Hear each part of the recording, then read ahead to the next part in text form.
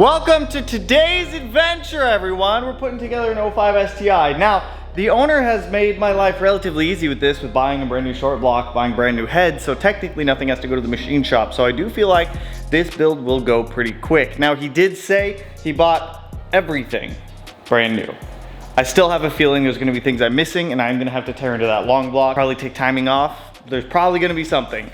I don't know what it is quite yet, but I can almost guarantee there's going to be something. So, what I need to initially start with on this, well, let me show you the 05 STI first, and then we'll kind of get into this, because I need to go through all of these boxes to see what I do have, what I do not have, what I need to take off this engine, and just kind of get a game plan. I think we're gonna start with putting together the new engine first, so that way, because I can take that one off the stand if I need to instead of decide, and put that one on there, and then play vice versa, swippity swappity swoo, and figure out, because I don't know. Like I said, I don't know what I have. I don't know what I don't have quite yet. So this is Joel's 2005 STI that's buried behind all of his mods right here. Stock motor. This is a 90-ish 1,000-mile EJ25. Still sounds like a pretty healthy engine. Stock turbo. I mean, it's pretty much a stock engine with like a go fast pits blow-off valve and intake and a downpipe. That's really all that's done to this thing. Paint-wise, it is Obsidian black. Looks really good. Makes me miss my old 05 STI. If you guys remember, I had one that was pretty much identical to this. Makes me miss it. I ruined it by flaring it and everything else, but super clean car. So let me start by going through all of these boxes and organizing them a bit to see what I do have, what I don't have, and kind of what we need to rip off that engine up there. I've got through pretty much all the boxes. He almost had everything. He was so close. He was missing a timing cover. I had a spare. Starter, he got a brand new one, power steering pump, alternator, master, there's a brand new slave over there, new valve covers, new short block, new heads, gasket and seal kit, timing belt kit, water pump, oil pump. There's a couple small things. He missed the VVT solenoids, he missed the oil cooler post, and there's a couple little things here and there. I'm gonna try to minimize tearing apart this engine as much as I physically can, because he does already have this sold going into somebody else's car, and he wants to try to keep it as a drop-in long block for them. So I'm gonna try to minimize how much stuff I rob off that long block down there. So let me get this opened up. Let me get those heads opened up. Let's get the short block on an engine stand and start tearing more boxes apart on first. This box should be cylinder heads, which is in this wooden crate. I don't think I have these weird star bits, but the cylinder head right here. Like all this foam. There's so much foam. Yep. Okay, sweet. So we have literally drop-in replacement heads for this thing. Got the short block on the stand. I did confirm with Joel that anything that he is missing, I have the clear to pull from my 06 STI, and then we'll just order replacements for the 06. So with this, I'm gonna do this a little bit differently. Normally I'll do the oil pan. I'll set up a short block like this one where I do the oil pump, the water pump, the oil pan, the oil cooler, the coolant crossover, all the stuff like that. With this one, I'm gonna do it a little bit different. I'm gonna do head, valve cover, oil pan, oil cooler, a clutch, flywheel, all that stuff, because he does have brand new ones of everything. I do have spare hardware, thankfully, for that. So let's start getting some heads on here. I believe this is gonna be ARP 2000s. What I can tell from these heads, they are stock cams, maybe upgraded valves and springs. To be honest, I can't tell with the cams installed. I'm gonna take the cams out anyways when I go to install this head, but we have a set of ARP head studs. I don't know if these are 2000s or 625s yet. We will find out here in a second. So let's start getting to town and assembling our long block.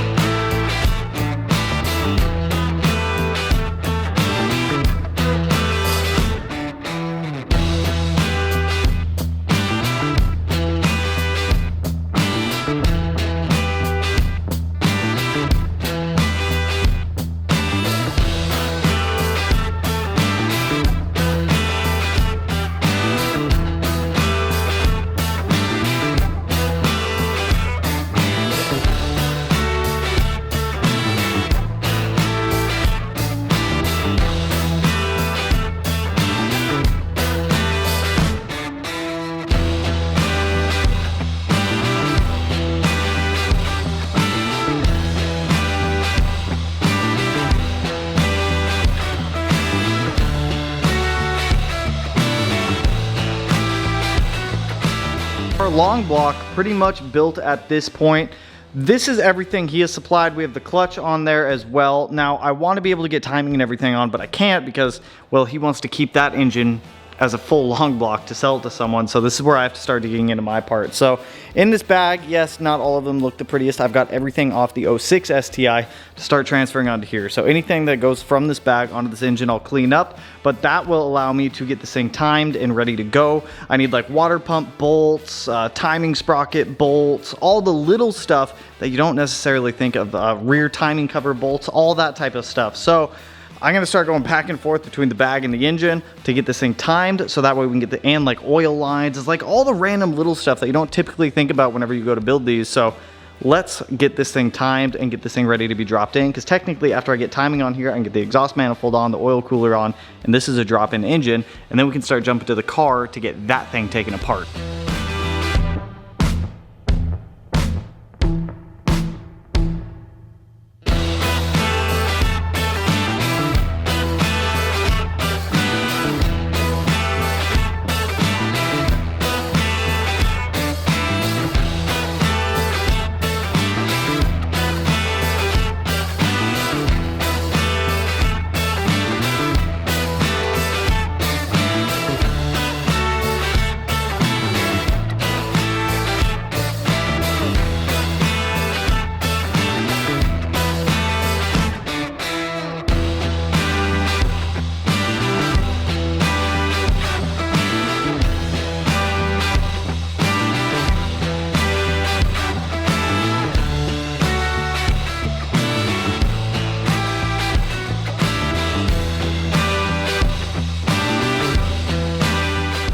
New engine right here, ready to drop in. I was able to scavenge parts from the 06 STI, my overflow bin, and a couple other small spots I've hidden around the shop to be able to build an entire long block without having to take anything off of that one. Like I said, this one is already sold that's in the car. So he was really hoping I wouldn't have to pull anything off of that. So thankfully I did not have to. I also opted to get the up pipe on here with the external wastegate. I had to swap the spring out on this. He had a 0.5 bar spring in here, which is honestly just way too small of a spring unless you're planning on running, I don't know, 14 to 20 PSI. So I did pull that out, swapped it out for this 1 bar, which is about 14 PSI, which should put boost. Typically, whenever it comes to wastegate springs, you want to go double what your target boost is. So about 28 PSI, 25 to 28 is where I would estimate this car being. So that 1 bar spring is a pretty safe bet. So now that we've got this done, we can set this aside. There's only a couple things I have to pull off this engine: the VVT solenoids, the cover plates, the engine mounts, and then this engine can get dropped right in.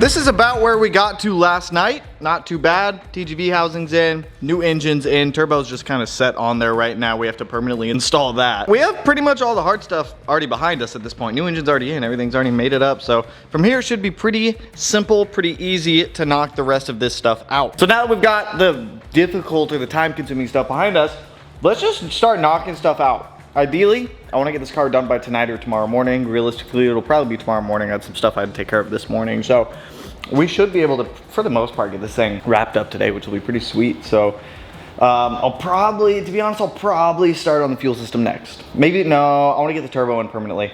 Let's get the turbo permanently installed, and then we'll jump over to fuel system, wiring harness, power steering pump, all the other little stuff.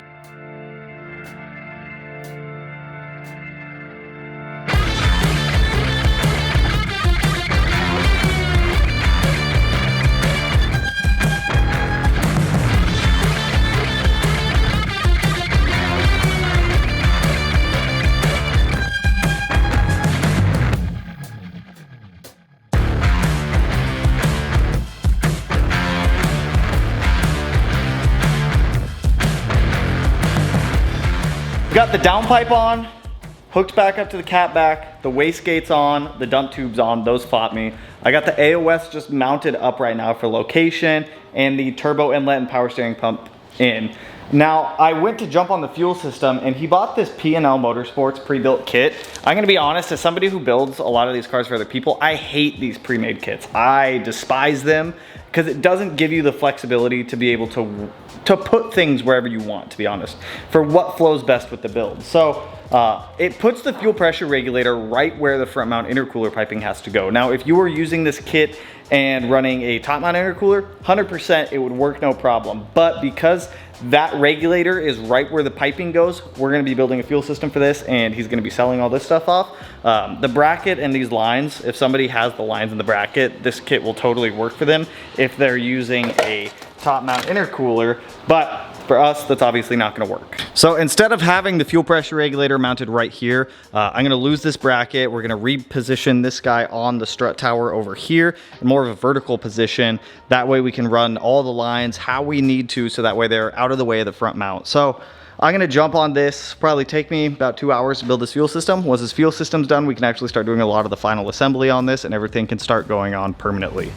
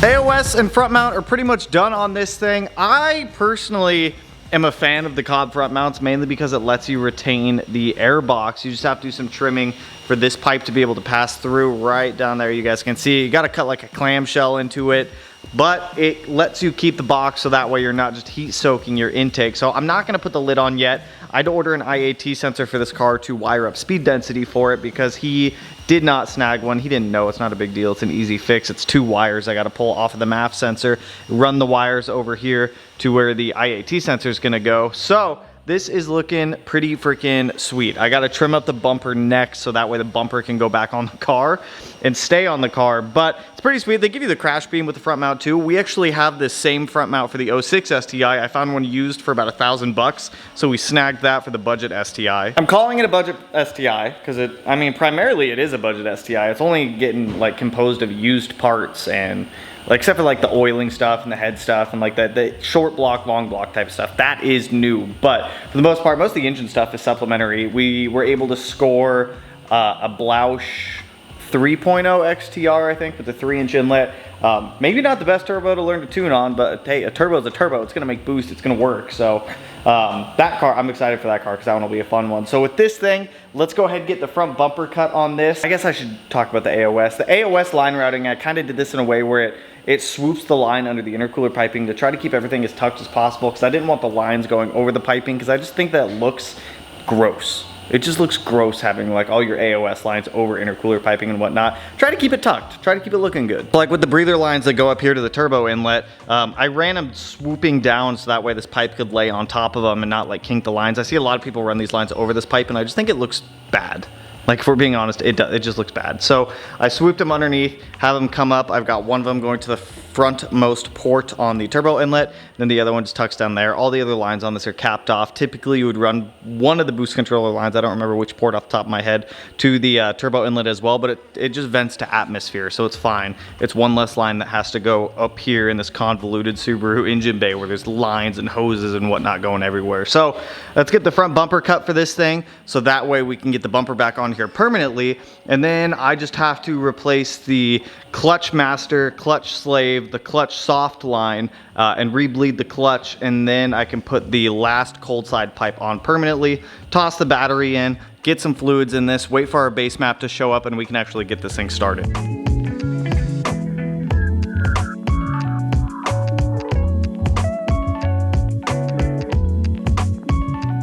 Bumper trimmed and looking fleek, man. Where this is at now, all we have left to do is wire up the IAT sensor when that gets dropped off. I need one plug to put in for the FPR down there, hook up the battery, put oil and coolant in it, and we are good to start this thing. So as soon as those last two things get here, we can get this thing fired up, and I believe he's picking it up Monday or Tuesday. But until that stuff comes, I will be sitting, I guess I'll wait, I don't know. Too terrible, about 3 days on this one, so I technically am gonna mark this one as like my checked off list, so that leaves 1.5 more Subarus, and then it's Tanner time. Actually, I might start Tanner time this weekend. I might pull the Corolla in this weekend and actually start going to town on that, because that white Outback, I gotta wait for they found 2 bent valves in the heads for this white Outback, so now we're waiting on valves to come in for it. Once valves comes in, then I can get the heads and we can start going to town on that thing. So in the meantime, I might pull the Corolla in. I've got one other car that has to come in here, but that car can't come in until one of these cars leaves because I'm maxed out on parking right now. So until then, I'm gonna wait until these parts come in for this 05 STI, and then we will get this thing wrapped up.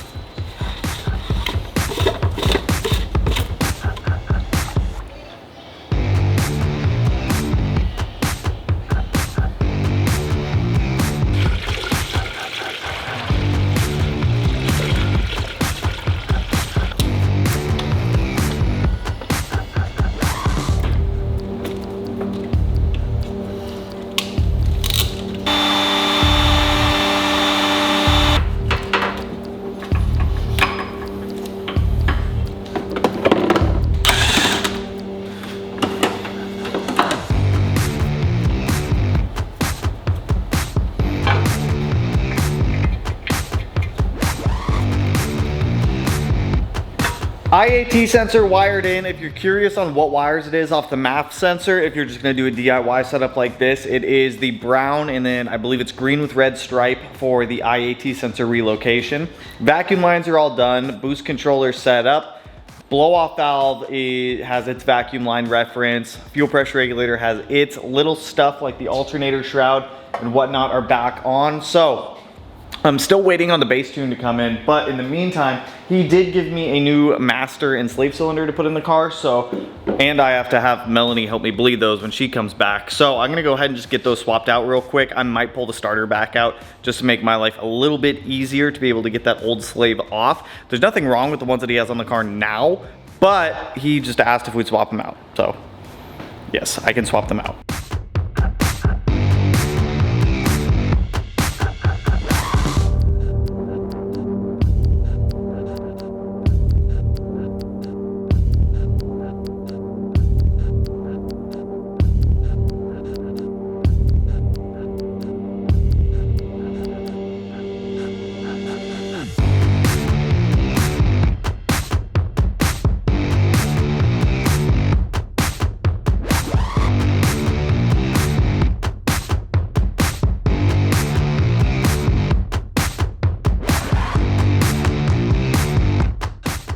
replaced the master, the slave, the clutch line, and then we rebled the clutch on here. So the last thing that I have to do before, because we don't have our base tune yet, so I can't start this. So I'm gonna go ahead and prime the oil system just to make sure we have oil pressure. I did pack and Loctite that oil pump. So with these, I just keep my foot floored on the accelerator pedal, and that puts the car in flood mode and disables the injectors.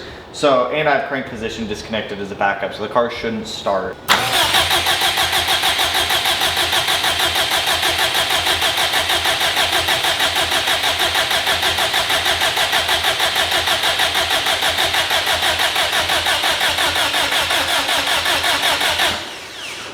Give that a break.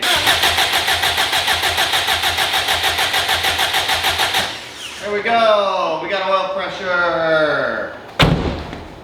So now, last thing we're waiting on is our base tune. Then we can go ahead and set our fuel pressure. And then once fuel pressure is set, do a couple logs, and the owner can pick this thing up in a couple days. I could probably top it off with coolant too, but we'll wait. So I guess while we wait, I'm gonna clean up the shop a bit. Couple hours in the future, we've got a tune on here. The coolant funnel on, filled with coolant. Oil pressure's already been built, so crank position's plugged back in. We are good to go for first start. Like anything else, we'll get it started. We'll set fuel pressure off reference. That means take the vacuum line off the regulator. We're gonna set the regulator to 43.5 PSI, put the reference back on, let it come up to temperature, burp the cooling system. Once it's at operating temperature, which is gonna be above 185 degrees Fahrenheit, we'll then get a data log of a warm idle and get that sent out. You wanna make sure that whenever it comes to like operating temperature data logs, I wait till it's above 185 because that's when the thermostat opens. Let's see if we'll start up or if I fucked up somewhere.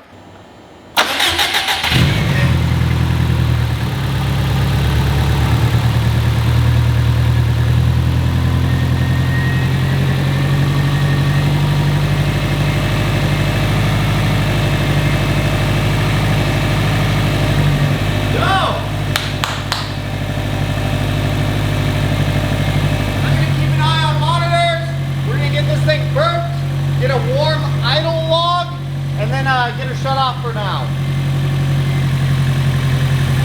I want to see temps come up to 205, fans kick on, and then temps go back down. Let's sneak my hand under both radiator hose. It's already feeling warm, which is good. I've had some where they're ice cold and the thermostats don't open. If you guys remember the 07 STI series, you'll remember the pain that I went through on that.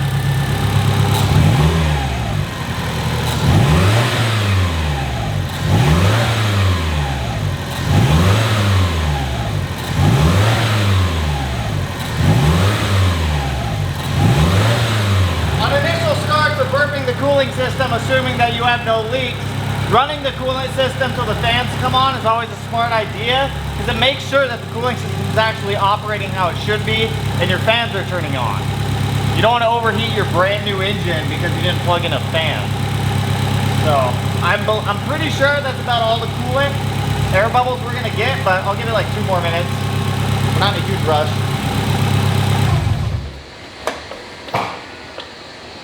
That was good. That was good. I'm gonna let this kind of self-level for a minute and then we'll pour some of it in the overflow, but sick. I'm gonna hold off for a couple minutes before I jet out, see if we get another log back because we do need to do some driving logs and whatnot with this thing. So we'll see if our tuner is at his computer or not. Okay, I'm gonna try to get a big opening out here so I can just go down and turn around and come back. Let's see how well this will work or not. Try to get some engine braking in here. Yeah, that clutch is like on off right now.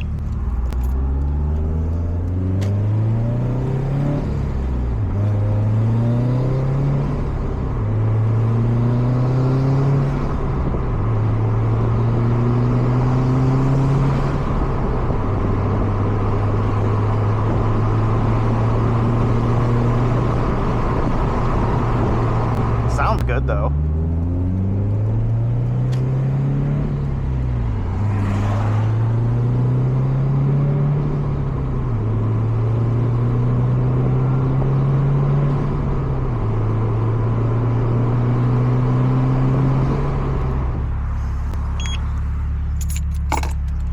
Drives pretty good in my opinion. 05 STI, done, built, ready to be picked up by the client. I have finally caught up on client cars. I've started turning people away because I miss working on my own stuff. I don't know if you guys can so much tell in some of the client videos, like I'm not as engaged in the video as I am with like our stuff or like the interactive build, like the Outback, that one I'm pretty involved in and whatnot because I'm actually like super hyped for it. But like the Imprezas, the WRXs, the STIs, they're all very, they're just not challenging. It's monotonous. It's monotonous work to me now because I can do them so quickly and so efficiently that it's just like, okay, another one, okay, another one, okay, another one. So tomorrow, I am jumping back on our Corolla. I am pulling the engine out of the Corolla so I can get the head off, get it to the machine shop, and we can start digging through our stack of parts over there to get the Corolla tuned and making some power. This is gonna be an E85 and pump gas, making probably 500, 550-ish is what we're targeting. I got everything to build the trans, build the engine, everything we can do to this car, and we're gonna send it to wherever we can send it.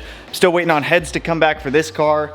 I've got a VA STI coming in the near future, and then I've got Julio's bagged blue STI that we just did last week coming back because I got to swap out one of the head gaskets. One of the fire rings shifted on the head gasket. If you don't know what an Athena gasket is, it happens from time to time. It's really not a big deal. But these little metal rings inside of there, they can shift, and if they shift, then you got to redo the gasket, which sucks. But it's only a couple hours labor, and I'm obviously fixing it for free for him. But with that, that's all I got for you guys on this one. So another GD chassis in the book, and we're gonna start moving back to our stuff now. So with that, that's all I got for you guys on this one. If you like the video, you know what to do. Go ahead and hit that like button, turn it black, blue, green, yellow, purple, silver, cyan, whatever color it turns for you. If you're not already subscribed to the channel and you want to be able to put it in one of these corners, no idea which one quite yet, but with that, I will catch you guys in the next one.